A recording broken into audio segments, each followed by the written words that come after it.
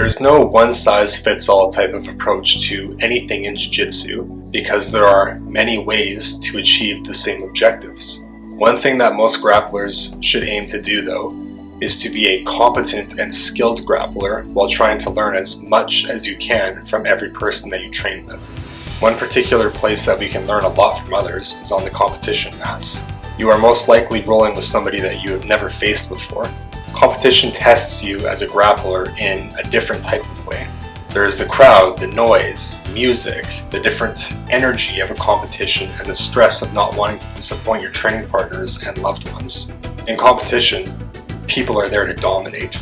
Competition brings out a different mentality than your average Tuesday night jiu-jitsu class. Nobody is rolling light, everybody is there to win, and there will likely be no easy matches.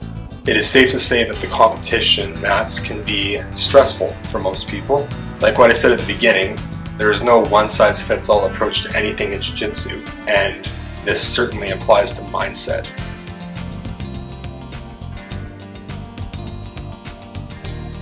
People vary vastly in their temperaments. Some people are more quiet and reserved, where others are more bold and even aggressive. Personality shines through in everything that you do, and the same can be said for jiu-jitsu competitions. A great example from the highest level of MMA is George St. Pierre. George would admit to being scared, literally terrified to fight and defend his welterweight title. He would imagine bad scenarios unfolding and him losing his title. But that fear and that anxiety of the competition gave him fuel to push through brutal training sessions and result in him having one of the most dominant careers in the UFC.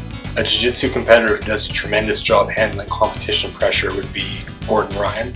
Gordon remains calm while the pressure comes on. John Danaher teaches his students to approach competition like it's just another day on the jiu-jitsu mats.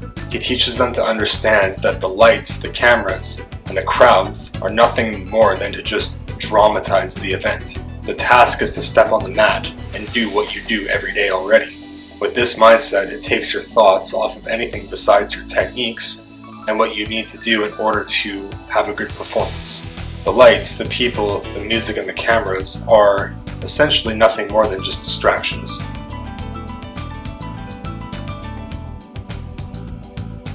Competition anxieties come from self-doubt and the fear of the unknown.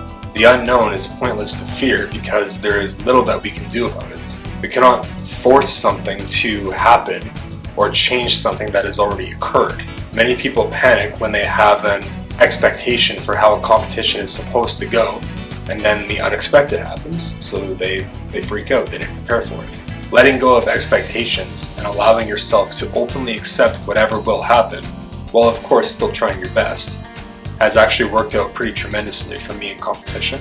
Instead of having a match outcome perfectly mapped out to your liking, therefore creating expectations, allow yourself to focus on being present and simply doing the best that you can. Be solution-oriented with whatever resistance you may be faced with. Remember the hundreds of times that you have escaped similar positions in your training sessions, and focus on your techniques and do what you can do.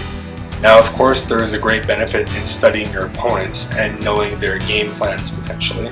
If someone is known to be a wrestler, you can likely expect that they will have a takedown and a strong top game. But how do you choose to react if the unexpected occurs? Do you meet it with panic and frustration, or do you simply breathe, concentrate on remaining calm and remembering your techniques? Always try to be solution-oriented when you're faced with resistance, compared to reacting with frustration at the mere reality of the resistance.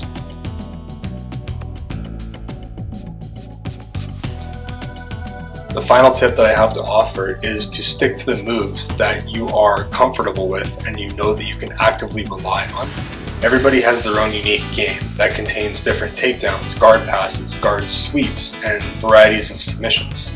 On a competition day, the moves that you have developed over a long period of time should be at the forefront of your mind. Competition day is not the time to be practicing new moves and new techniques that you have not yet practiced and successfully pulled off in a live roll. Technical proficiency takes hundreds and thousands of repetitions to develop, and it takes many years on the mats to develop this proficiency.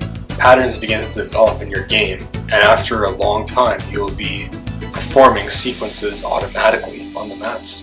Develop these sequences and highly proficient technique, and things will come out smoother in competition because it is ingrained in your memory. Remember to keep it simple, keep it consistent, stay present, and enjoy the process of competition and the hard-fought victories that you will achieve. Thank you to everybody that continues to support my channel. I greatly enjoy making these videos and providing the content for you, and hopefully you find value in it. If you do feel like it's something that's worth sharing with other people, please feel free to do so, as it helps my channel grow and helps me create a bigger impact. I look forward to making more videos for you, so please keep an eye out for them. Thank you once again.